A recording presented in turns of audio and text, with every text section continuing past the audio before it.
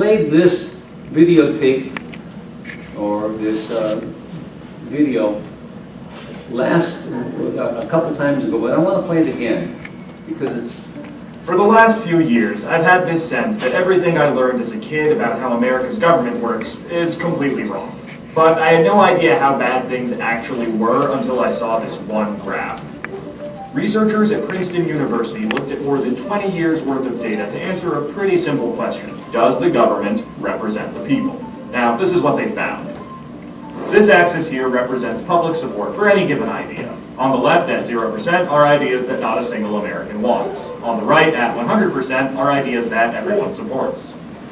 This axis represents the likelihood of Congress passing a law that reflects any of these ideas, from 0 to a 100% chance.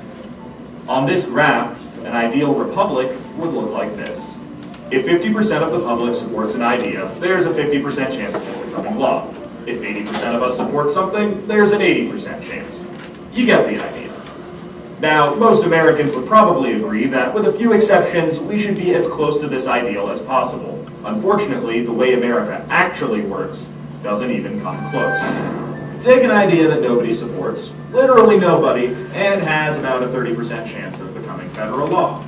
Now, take an incredibly popular idea, the most popular idea this country has ever seen, and there's also about a 30% chance of it becoming law. This means that the number of American voters for or against any idea has no impact on the likelihood that Congress will make it law.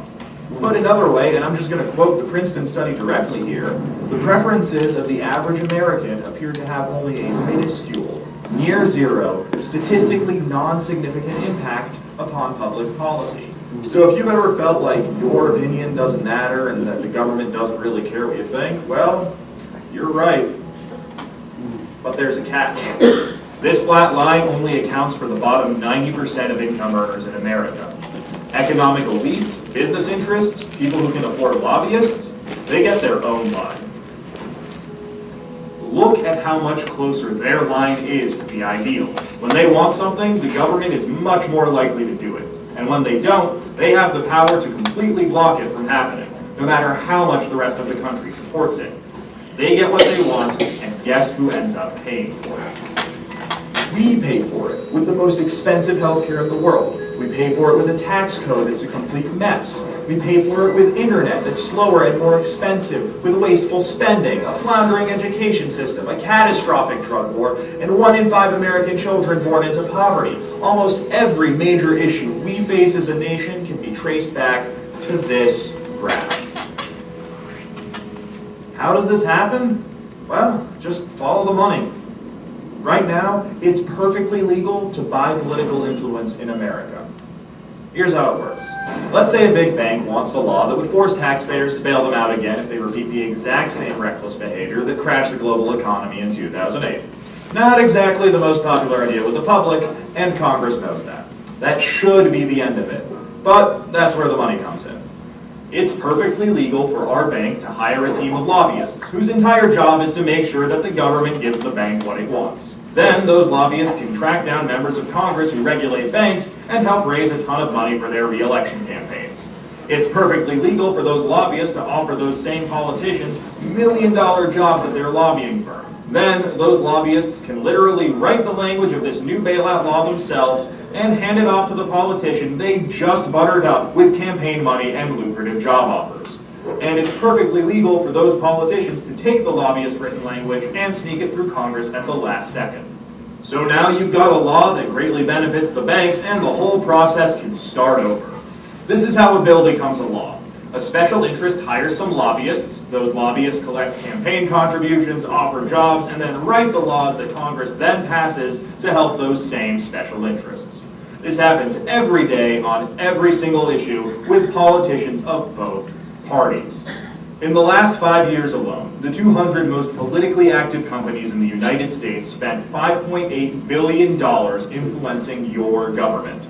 Those same companies got $4.4 trillion in taxpayer support. And that's trillion, with a T.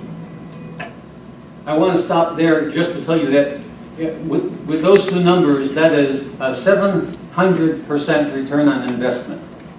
That is, For every dollar that the corporations spend on a lobbyist, they get $700 back in government largesse. And that's just the top 200 companies. Never mind every other special interest, every union, every trade association, and every billionaire. Every single one of them can use their money to buy political influence.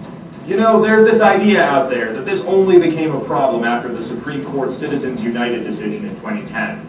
But the data goes back almost 40 years, and the results are clear. Corruption is legal in America. And as long as it is, anyone who can spend money to buy political influence will. The solution here isn't rocket science. Make corruption illegal. We already know Congress won't do it. I mean, one look at this chart will tell you that.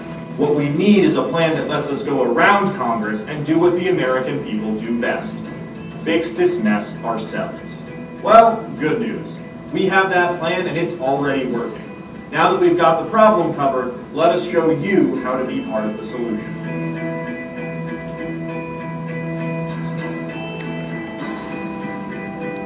Good production, wrong on one basic point. There are already a whole host of things that are illegal, but that aren't prosecuted. A whole lot of things that were illegal in the financial transactions that led up to 2008 were legal, weren't prosecuted.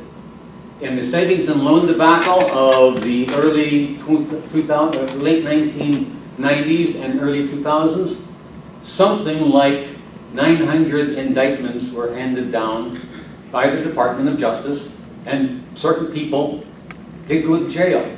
Probably not the most important people. This is still a problem. But at least some of them were prosecuted. No one was prosecuted in 2008. So I wanted you to see that as a background for the first part that I wanted to show here. Because, come on now. In this class last week, I started the process of describing the shape and size of the conspiracy that exists to exploit the population, the 99%. And in one sense, it's a very small subpopulation, and in the larger sense, we are all part of that conspiracy.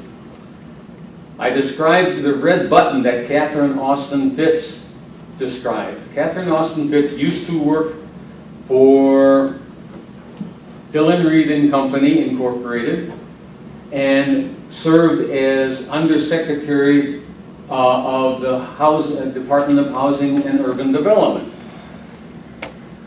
And after the attempt was made to prosecute her for doing her job correctly, she went into business for herself and established a consulting firm.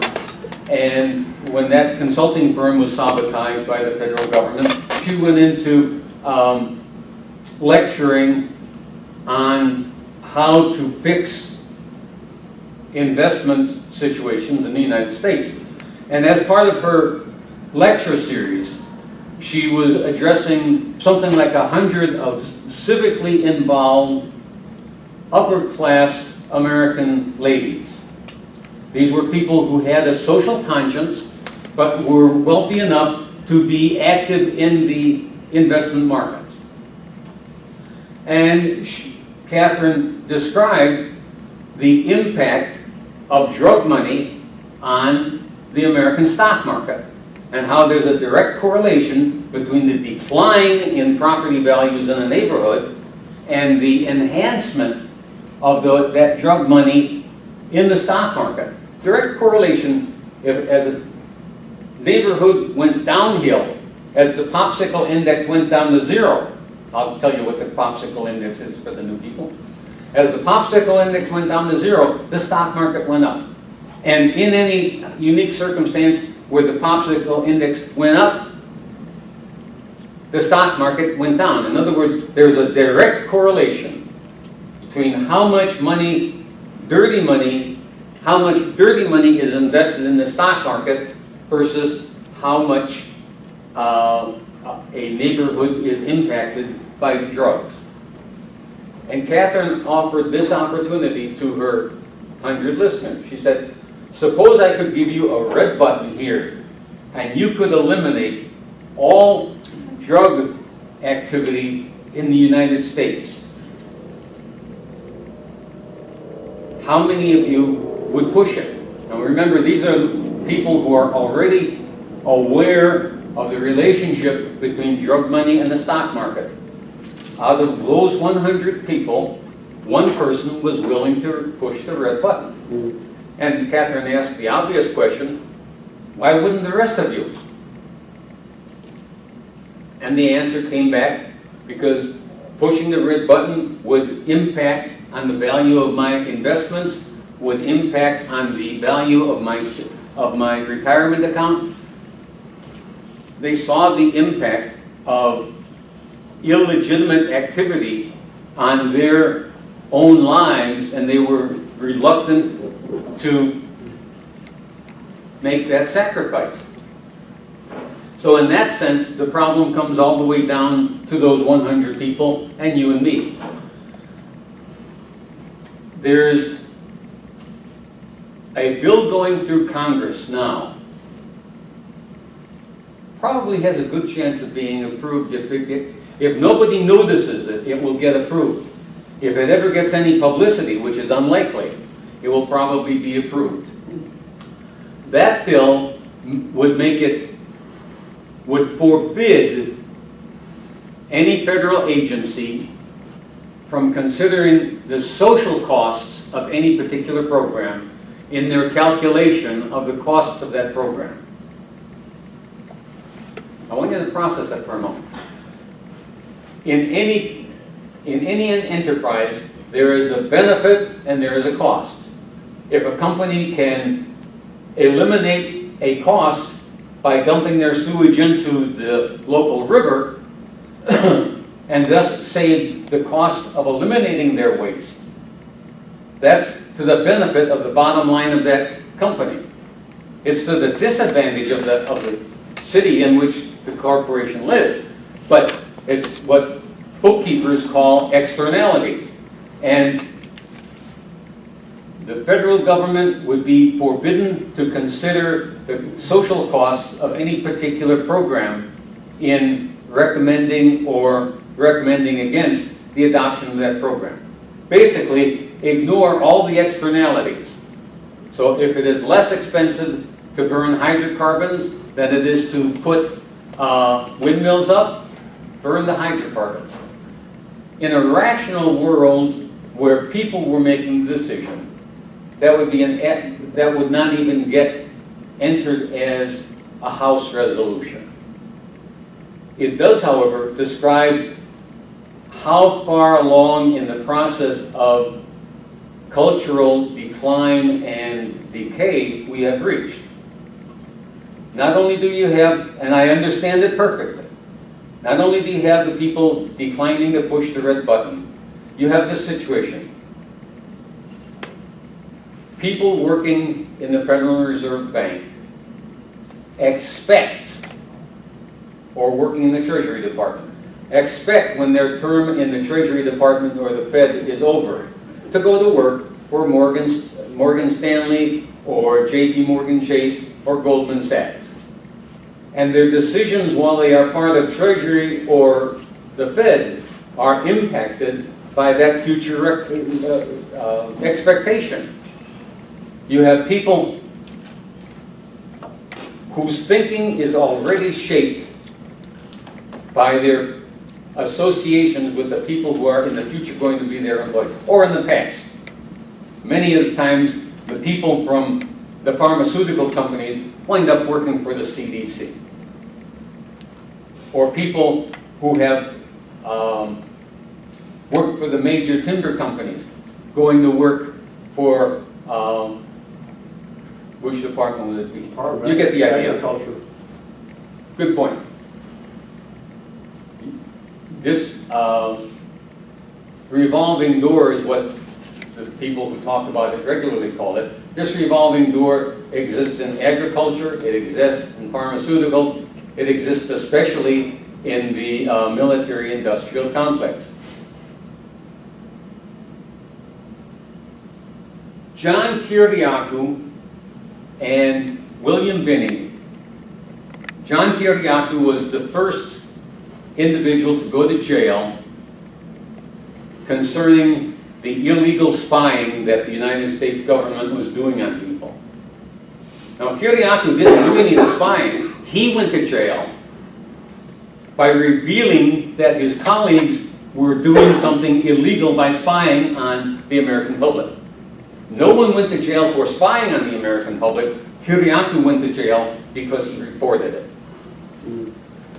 Kiriakou very recently has an article warning the Democrats of the problems they are going to be having if they continue to undercut Donald Trump as president.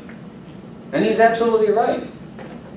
What strikes me as amazing is that Kiriakou has enough confidence in the system to continue recommending a course of action for his Democratic colleagues.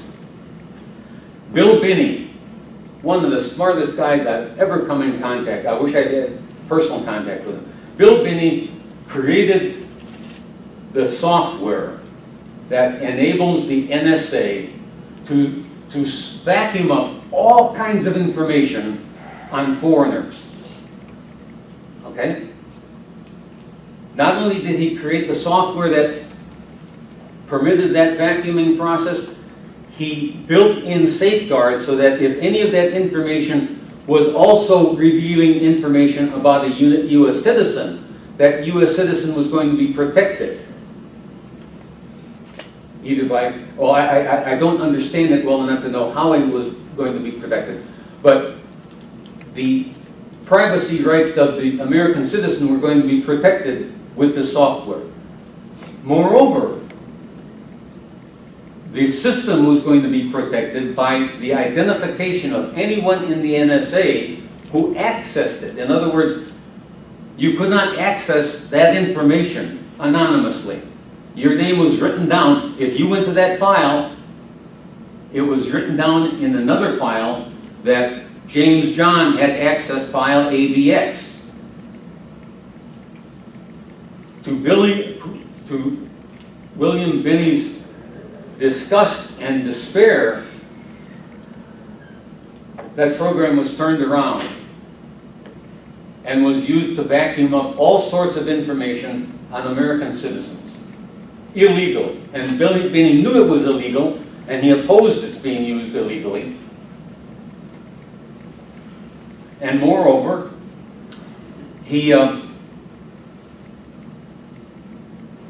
it was attempted by the FBI when Binney went public on the misuse of his program. The FBI was sent after him to arrest him, and they could not find any charge with which to charge him, but they made his life miserable as they made the life of Thomas Drake miserable. Binney laments that his program is being misused, but he expresses himself this way. And like Kiriakou, I'm amazed that he expects the system to work the way he has learned that it doesn't.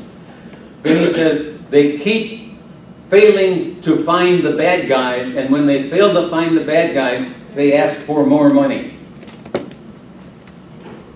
They're doing exactly the counterproductive thing. Instead of looking for the bad guys by pointing the program in the right direction, they're sweeping up information that can be used against American citizens. What strikes me interesting about that circumstance, however, is that Binney continues to, and in some part of his heart, expect the system to work the way he was taught it was supposed to work. You would think that people like Kiriakou and Binney would have been sufficiently disillusioned to ask the very simple question: is the system broken and not working? Or is the system working absolutely perfectly for a different purpose than what I expected it to be doing? The ability and willingness to perceive a conspiracy depends on the willingness to recognize patterns.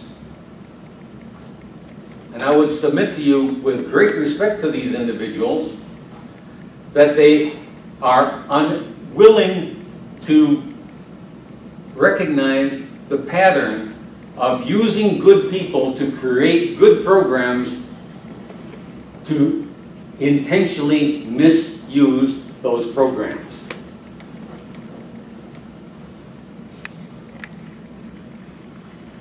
This is the pattern.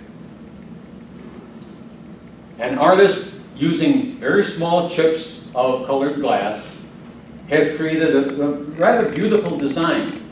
If we had a big blow-up of this, you would be able to see the individual chunks. Obviously it's called a mosaic. Another mosaic. Both of these patterns clearly have a meaning, at least a meaning in the minds of the artist. Likewise this one. These patterns have a meaning. Does this pattern have a meaning? This is an image taken from an orbiting spacecraft of the surface of Mars. Or is it a pattern that your mind constructs to see a human face with the eyes toward the top, the shadow of the nose, and the shadow of the mouth? Almost everyone in Western culture sees a man's face when they look at the moon. If you're from another culture, you see some other animals.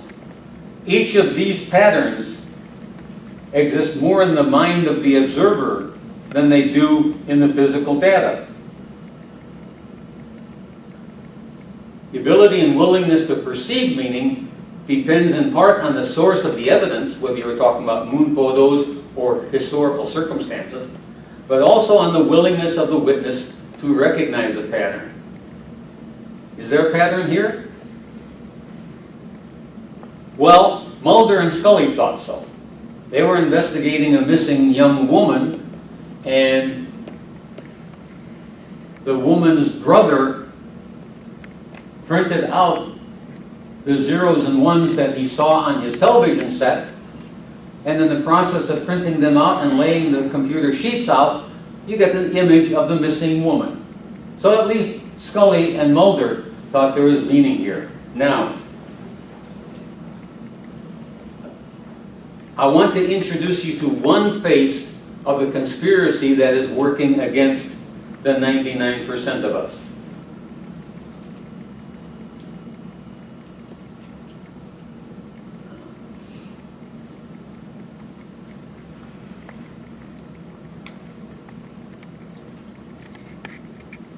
The sound is not great, I apologize for that. In history, we go back to the formation of a secret society, a secret organization that was created by Cecil Rhodes, very powerful, very wealthy individual. And people have heard about him in history, and they know about the Rhodes Scholarship, and they think, wasn't that nice? But they don't understand at all what that's all about. Cecil Rhodes, when he died, left his great fortune not to his family, not to his heirs, for the creation of a secret society. And we know about this because there were some people very intimately involved with this organization who wrote about it. One of the best authors on this topic is Professor Carroll Quigley. He wrote several books, and Tragedy and Hope is the best known of his. He described in detail the secret organization created by Cecil Rhodes. And he explains in these books, he knows about them because he was invited by the organization into its inner circle. He was never a member of it, but he was invited in as their historian. And he was allowed to see their secret records and papers and study them for several years. And he knew all the important players, and he understood what it was about, and so he wrote these books. It was an amazing thing because he laid out in great detail what the purpose of the organization was, and how they were the major players in all of the big international events since and including World War I. The bottom line is, if you take the works of that organization and you find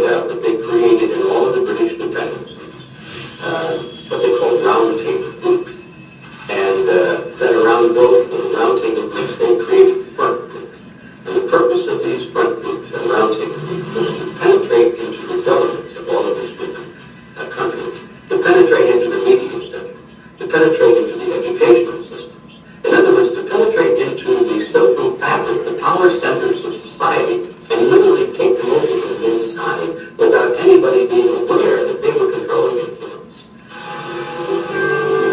In the early 60s, a Georgetown University professor collects information for a book favorable to the network of powerful men who founded the CFR.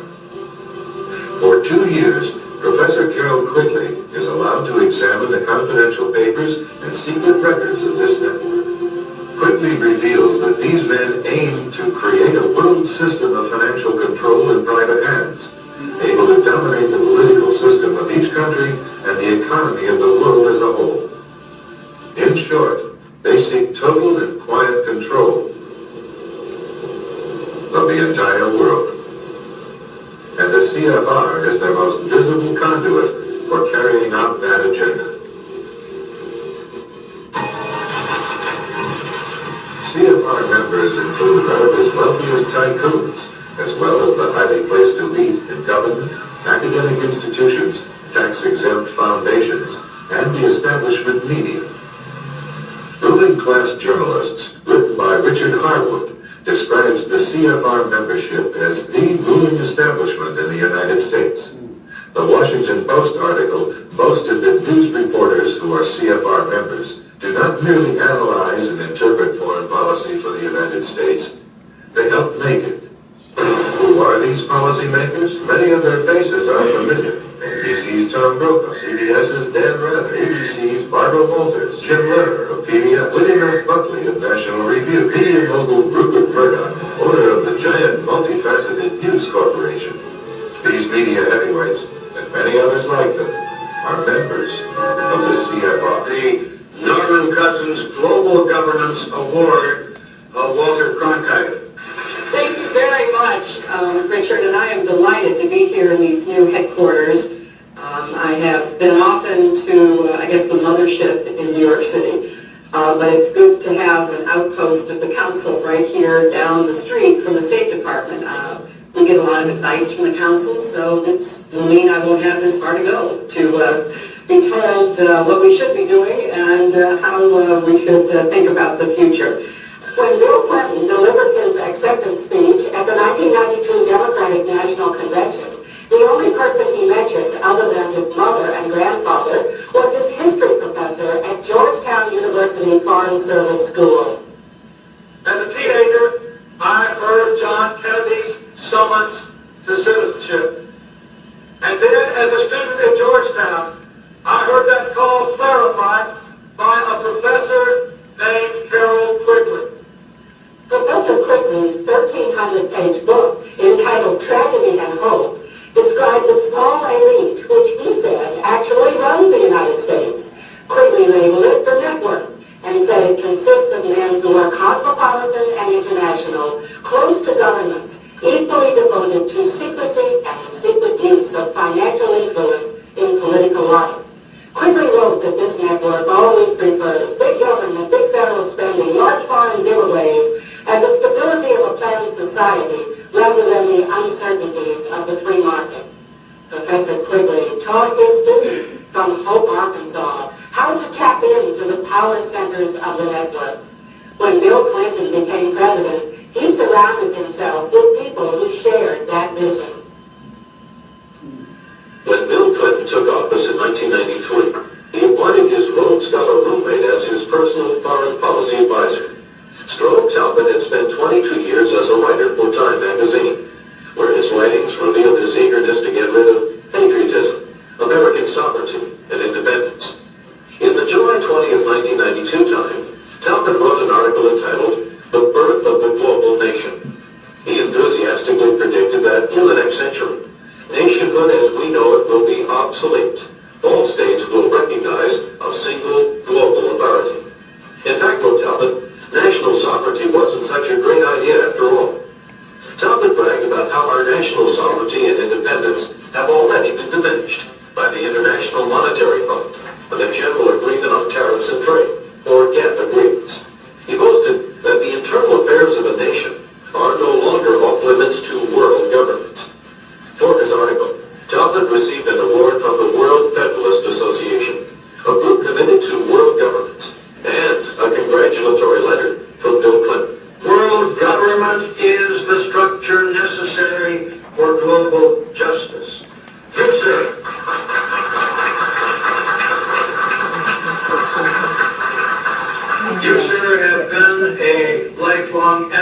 of this principle, and it is appropriate, therefore, that we present you with this amethyst geode.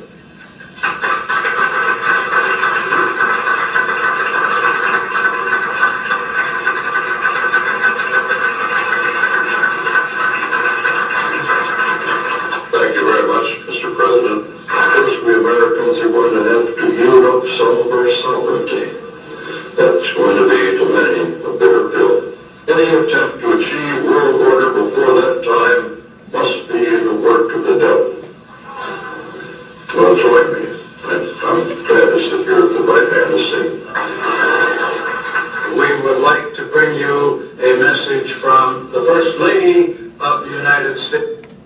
Stop there. This Council on Foreign Relations is simply one iteration of the group of people who want the 0.1%. And there are obviously some very good people in the CFR. The Trilateral Commission was invented or developed or created about 40 years subsequently with the intention of globalizing the Council on Foreign Relations. At the beginning of World War I, the CFR in the United States didn't exist, but the Round Table in England did exist. The CFR was created in the 1920s in the United States and the Trilateral Commission somewhere in the 1950s. Each of these three groups attracts and includes the 0.1% of people with enough economic and political power to move things in the direction that they want to move them. They're talking about national sovereignty. What we have discovered in terms of our federal government is that it doesn't work for the people. I hope that's not an oversimplification. If you look over the last, say since 1970 until today, that graph that was representative of the Princeton study is still applicable. The last time the federal government even approximately reflected the will of the people was when Franklin Delano Roosevelt told his fellow wealthy individuals, either we give the poor some of our money now, or they will take it all in revolution. And he said that out loud and clearly to the other members of the wealthy community. And they grudgingly allowed Roosevelt some leeway in creating the New Deal. The point that I am making is that you have a pattern of the wealthy exploiting the poor and deceiving the poor in the process of doing it. Come on now. Come on now. Quigley's account is not definitive by a long shot. As I say, after Quigley, the Trilateral Commission came along. The Council on Foreign Relations became substantially more inclusive in the 90s, and the CFR is one iteration of the ruling oligarchs. Last week, I showed you a clip where Aldous Huxley describes the ruling oligarchs' plan and intention to standardize the human being so that the hoi polloi, the rest of humanity, would be predictable and manageable in the hands of the ruling oligarchy. So the CFR is not the ruling elite, it is one representative of the ruling elite. In planning to elaborate on the shape and size and power of this conspiracy, it's a question of whether you talk about the 3 to a dozen people at the very top of the pyramid, whether you talk about all of the helpers in federal government, if you talk about more of the helpers in corporations or at the state level, But in thinking about this, I had occasion to consider the major hoaxes that the American public in particular and the Western world in general have been subjected to in the last 100 years. And 3 of the 5 hoaxes, in my opinion, were directly managed by the oligarchy. World War I was engineered by the Western banking establishment to accomplish certain ends. World War II was engineered to accomplish similar ends and especially to control communism, because it was shaped. Western Europe was not opposed to Nazism in Germany for a substantial period of time. And certainly the ruling elite in England and in the United States reflected substantial sympathy for Adolf Hitler's program. Why? Fascism was perfectly consistent with corporate capitalism in the West. But communism, with a seizure of property, was totally inconsistent. And the Western bankers hated communism a whole lot more than they hated Adolf Hitler. However, 2 of the other hoaxes, the assassination of John F. Kennedy and the mythic Holocaust, these were they were executed on the rest of Western society by subdivisions. They had to have considerable influence in the media and in government, but they weren't basically banking projects. Neither the Holocaust nor the execution of JFK were primary interests for the banking community. However, the execution of the attack on 9/11 was. Researchers have attempted to isolate the people who engineered 9/11 to either Israel or the Mossad or the United States deep state. And there is substantial evidence for the involvement of both the Mossad and elements of the deep state. As one example, you have the people who were sent from Israel to document it, and you can look up the men in the moving van taking pictures of the Twin Towers on fire. Or for that matter, you can check out and find out that the entire chain of command of NORAD was derelict in their duties or treasonous, depending on how you interpret it, on that day. But those 2 circumstances were not of primary interest. I'm sorry, I have to back up. In terms of 9/11, Israel and the deep state were involved, but What is the deep? fundamentally, You're listening to the Corbett Excuse me. Report. I hope you, I missed something. What is the U.S. deep state? the deep state is kind of a shorthand word for the people working in the CIA, the NSA, the FBI, the State Department, who are working on an unpublished agenda. The published agenda, for example, might be to establish a treaty with Iran. The unpublished agenda is to make as much economic difficulty for Iran as possible.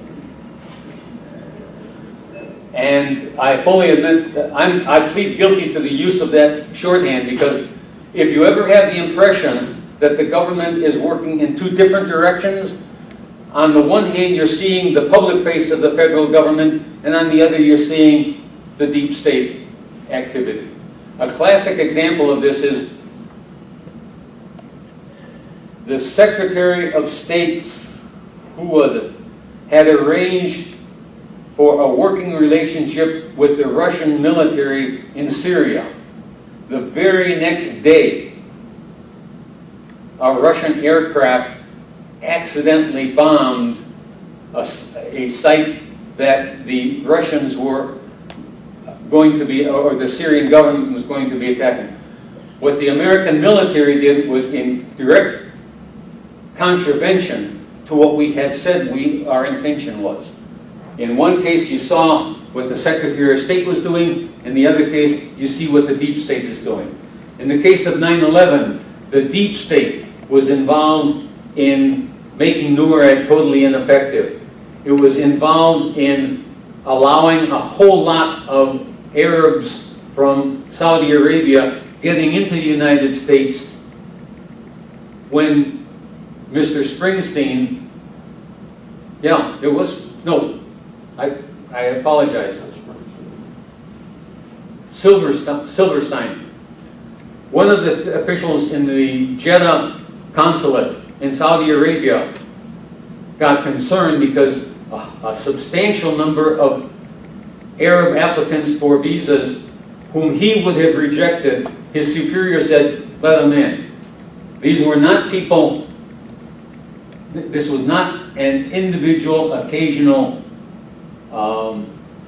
contravention of his administrative responsibility. This was basically saying, let this busload of people with beards and hand grenades in.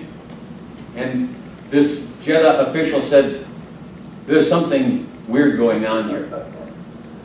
The FBI official who prohibited Colleen Raleigh from seizing the computer of Moussaoui is the same FBI official who gave the green light to destroy the anthrax vials in Ames, Iowa. There were very specific people, and if you read L. Fletcher Prouty's book, The Secret Team, you get an idea as to who these people are, who are working in contradistinction and, in many cases, in direct opposition to the official government position. That's the deep state. Okay, thank you.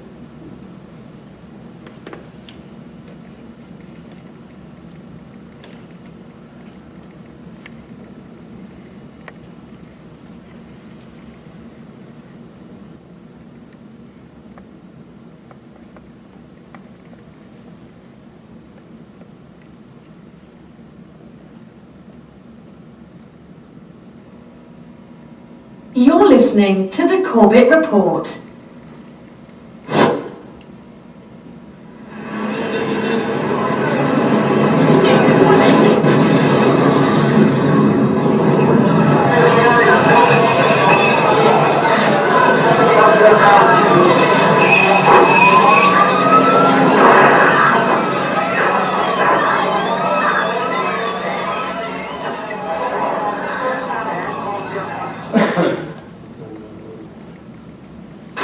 Al-Qaeda terrorist, September the 11th. Al-Qaeda, 9/11 hijackers, Jihadist, terrorist organizations. terror attack, Bin Laden. September 11th, Terrorist. The self-confessed mastermind, Osama bin Laden, the leader of Al-Qaeda. Al-Qaeda, terrible new terrorist organization. September 11th. Our enemy is a radical network of terrorists and every government that supports them.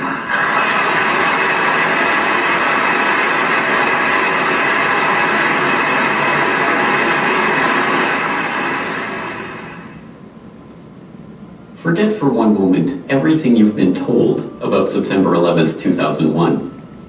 Instead, let's ask ourselves one question. What was 9/11? A terrorist atrocity? An attack on America? The first salvo in a new war? A day that changed everything? The question may seem simple, but how we answer it is of vital importance. It determines how we proceed with our investigation of that day. And once you strip away the emotional rhetoric and the fear-inducing imagery, we're left with a simple truth. 9/11 was a crime. And as with any crime, there is one overriding imperative that detectives must follow to identify the perpetrators. Follow the money. This is an investigation of the 9/11 money trail.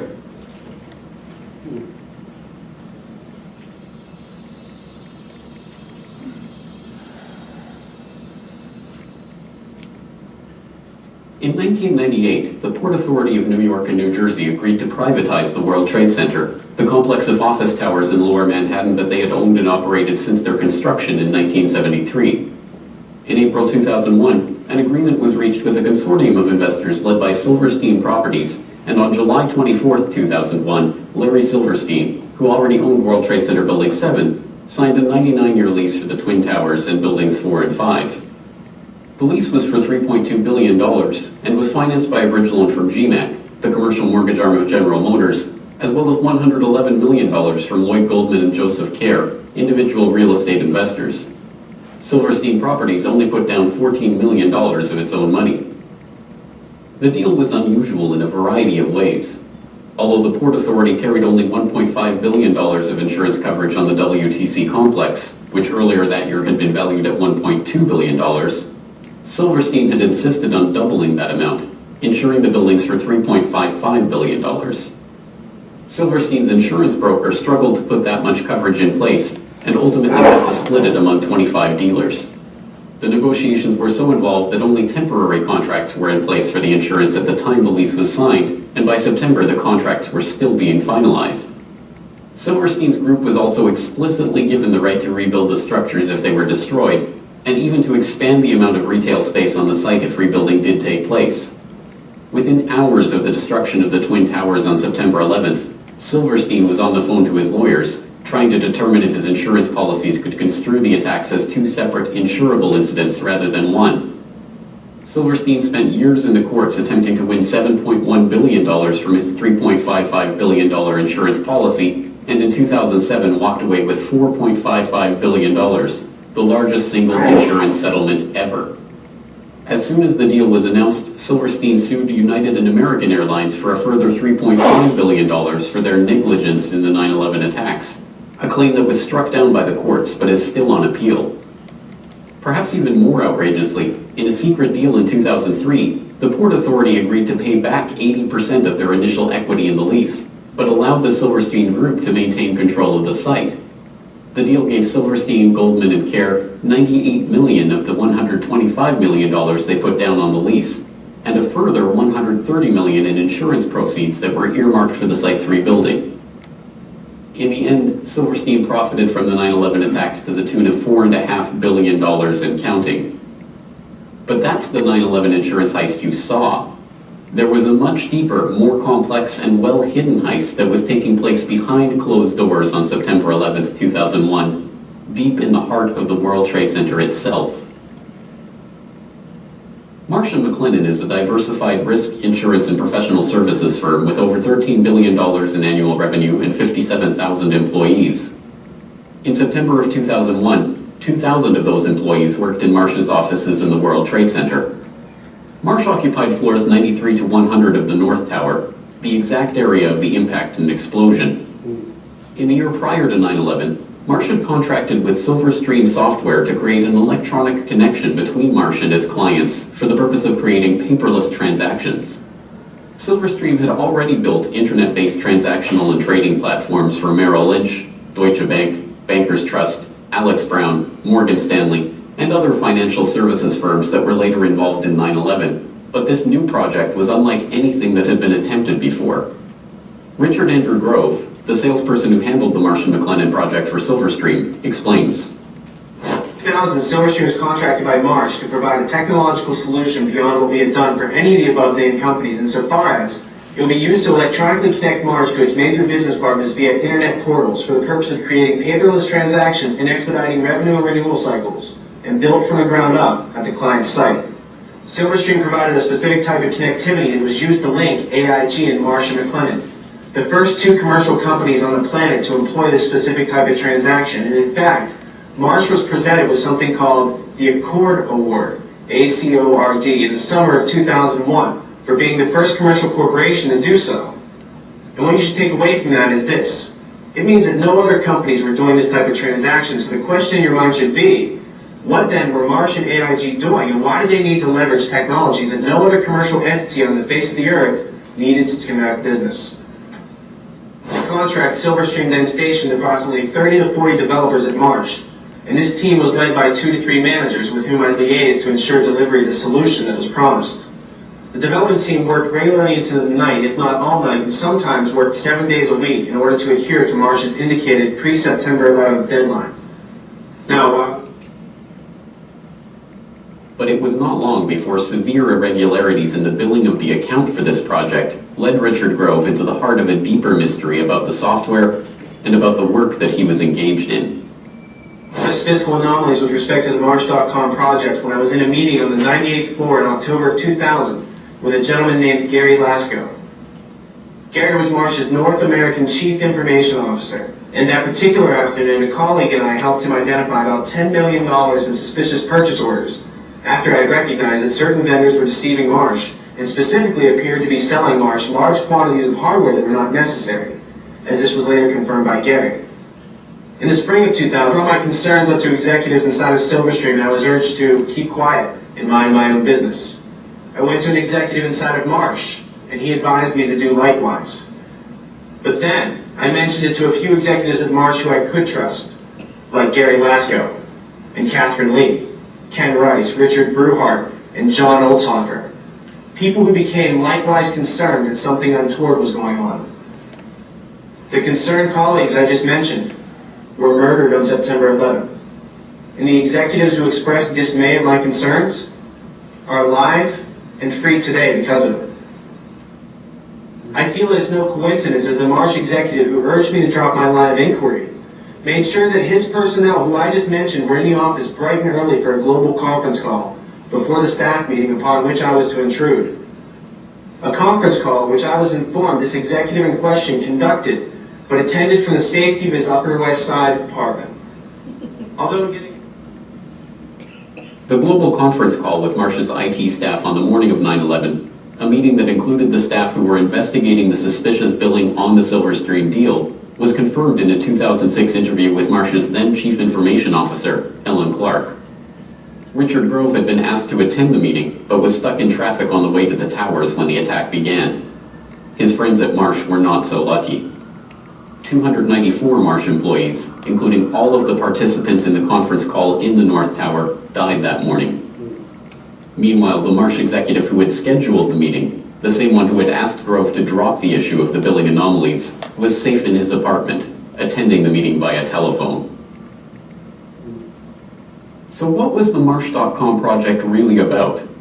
Why was it so important for it to be finished before September 11th? And what kind of transactions did it enable?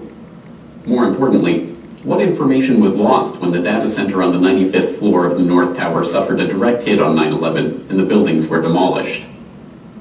A partial answer comes from reports that emerged in late 2001 that a German firm, Convar, had been hired to reconstruct financial data from the hard disks recovered at Ground Zero. The firm talks about this work in its promotional videos. September the 11th, 2001. The whole world is in shock following the attacks on the World Trade Center. Convar has some solutions to offer.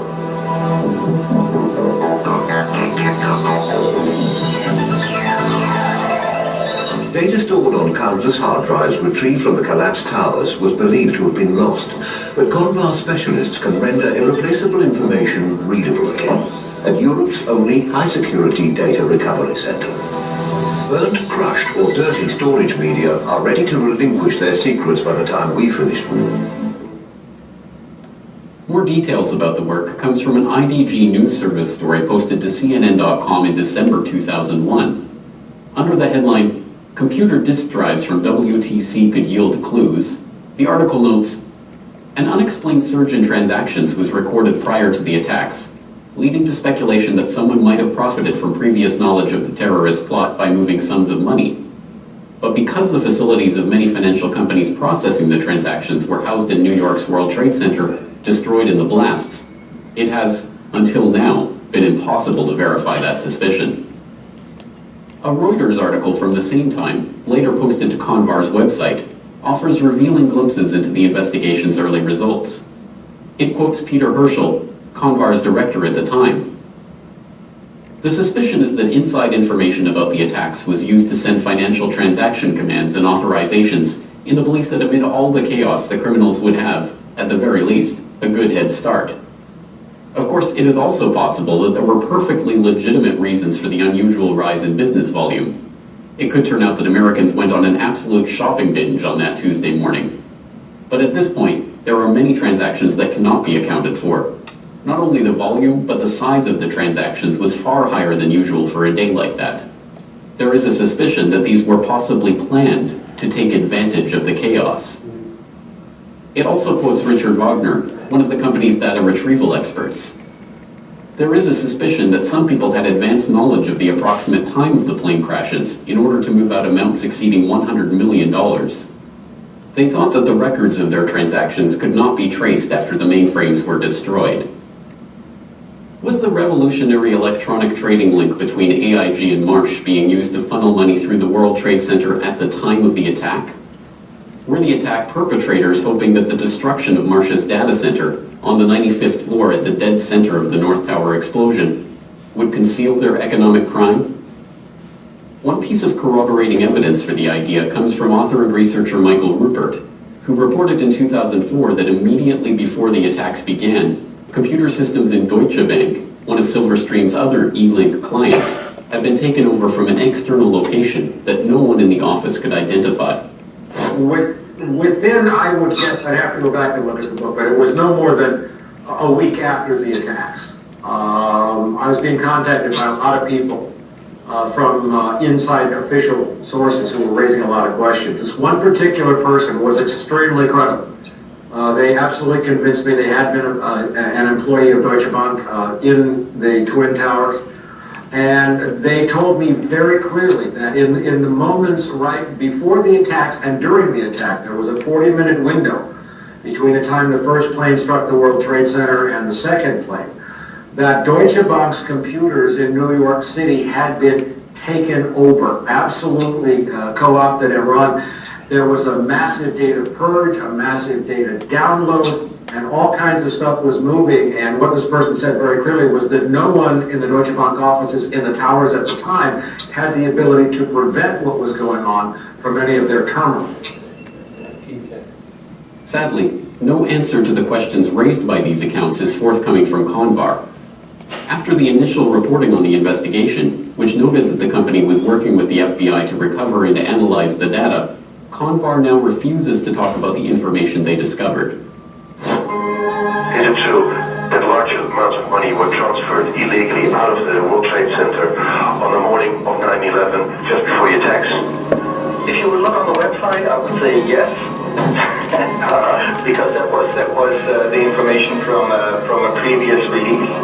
If you would ask me today, I would mean to tell you that I could not give you any additional information about that.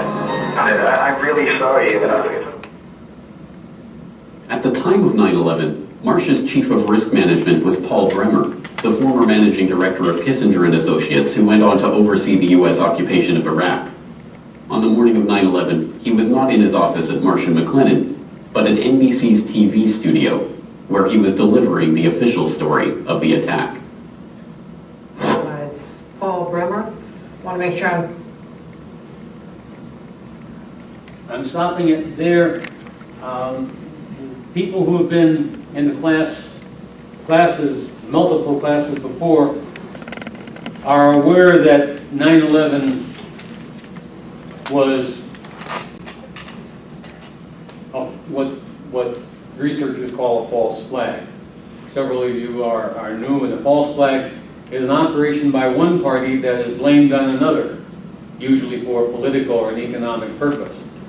And the researchers who have studied 9/11, as I indicated a little while ago, have either attempted to identify the perpetrators as elements of the American deep state itself or the Mossad. And you can make good arguments for both.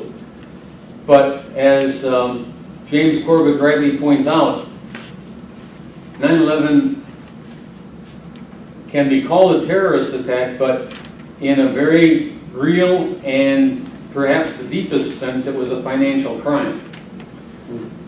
Trillions of dollars were cleared through the system by virtue of the system being shut down and restarted a day later. That required the cooperation of the Federal Reserve Bank as well as multiple Wall Street firms. It required the Department of the Treasury.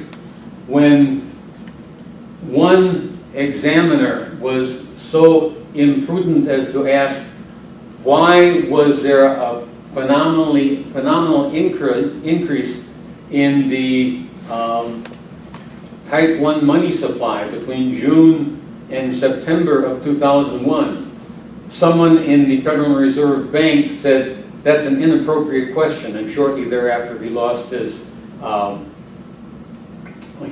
job. There were a lot of people who knew about the attack of 9/11, a substantial number of people who profited from it, but most importantly, you have the deep state, reflected partly by Larry Silverstein, reflected partly by George Herbert Walker Bush, reflected partly by the administrators of Deutsche Bank. Deutsche Bank, 10 years before 9/11, was not included in the leading banks of the world, but it clearly was involved in a participant in the events of 9/11, as you heard from Mr. Corbett. The question is, why did the ruling elites choose to get involved in a financial crime? And they manipulated circumstances in World War I. They manipulated circumstances in World War II.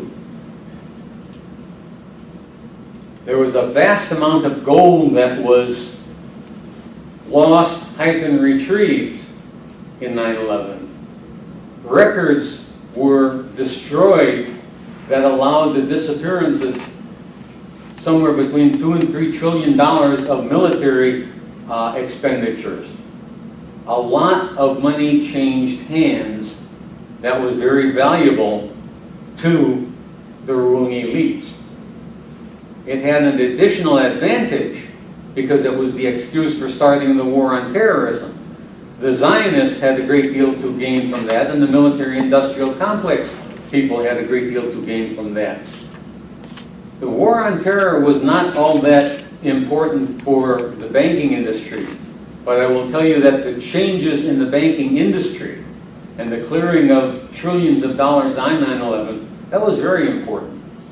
And I asked myself, why did they choose to get involved in 9/11? And I answer it that they had a lot to earn from it. And I wanted my class members to be aware that it was not just a crime against humanity or a political crime, it was a financial crime. And I'm going to stop there. Questions, comments? I clearly have put you all to sleep or impressed you.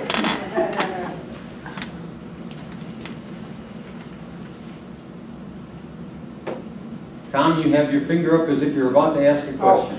No, you're... Where do I start? Well, last week I was trying to describe the shape and size and power of the people that are organizing power against us. And let me show you just one example. Did I turn it off? I don't think I turned it off. Did I? Okay. I had one other picture. I mentioned that Deutsche Bank was not part of the banking establishment of the ruling elites 10 years prior. It became part of the banking establishment. But the director of the Deutsche Bank in the 1990s wanted to do something for the poor people of East Germany. He wanted to take over the Federal Bank of East Germany and set it up such that it would ease the financial difficulty of the people of East Germany as they were being integrated into the Republic, the German republics. That was unpopular with the ruling elite. And Mr. Herrhausen was rewarded for his efforts by this. Very unusual bomb. Unlike the Middle Eastern terrorists who plant a bomb underneath the pavement, this bomb was alongside the road and detonated at a very specific time to thrust a huge bar horizontally through Mr. Herrhausen's automobile. He bled to death, probably from femoral artery severing. He bled to death on the street. And in the 10 years since Mr. Herrhausen died, Deutsche Bank has stopped trying to help the people of East Germany and started helping the 0.1 percenters. And is now has been bailed out, for example, by Donald Trump from the fines that were imposed on Deutsche Bank and a number of other banks due to their manipulating the LIBOR rates. Basically what I'm saying is that in the 1990s, Deutsche Bank was not part of the inside group, and Mr. Herrhausen suffered from that. On 9/11, it had become part of the insider group and benefited from 9/11. And those of us who want people to become aware of 9/11 need to be aware that if we are noticed seriously, as Mr. Herrhausen was, our welcome will not be overwhelming, or perhaps it will be. This is one of the reasons that I'm skeptical about changing the course of our cultural decline. I'm very hopeful about changing the course of individual human behavior. I'm not at all optimistic about changing the direction our culture is going. But we didn't get into other things that your teacher didn't tell you. Maybe we can do that next week. Tom? Well, the thing that comes to my mind, and it's an issue that really kind of like turned the lights on for me, and that was the Greater Israel Project, and how that fits in with not only World War I, World War II, and the 9/11 incident. You can see that there's a...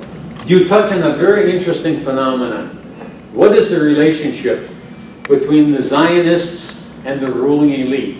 There's a great deal of overlap in those two populations, but they are not the same they are not identical populations. And certainly people like Rumsfeld or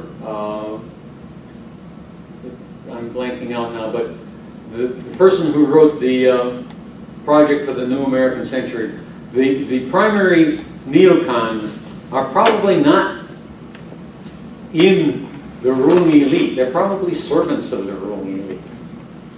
But Noam Chomsky has made it part of his career to say that the United States is not a puppet of Israel, but rather Israel is a puppet of the United States. That is absurd, but there is this much legitimacy to it. Their goals are sufficiently coterminous that it can look as if Israel is doing the bidding of the United States. For example, the United States had an interest in interfering in the war in Syria, as did Israel. Now, did the United States interfere in the war in Syria because it was in its own interests, or was it in the interests of Israel? On that particular question, you can't tell from the evidence. On the question of Iran, you cannot tell, because the United States has an interest in turning Iran into a vassal, and Israel has an interest in subjugating Iran. I don't think there's enough evidence yet, enough evidence of that sort to distinguish. Now, I don't know what the Zionists will do when the United States becomes a third world country. Who will they get to do their bidding after the United States is no longer capable of doing it? I suspect they'll try to get Russia to do it, but a snowball has more chance than Israel has of getting that accomplished, even though Putin has good relations with Israel right now.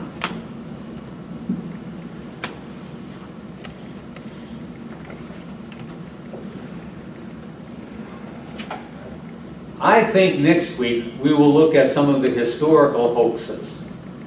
I think I have led this shape, size, and power of the conspiracy. When I don't get any more questions, that is not your problem, that is my problem. So we'll look at some historical hoaxes and maybe some scientific hoaxes next week.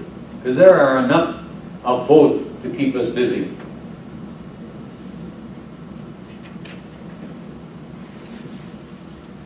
As Edward R. Murrow would say, good night and good luck.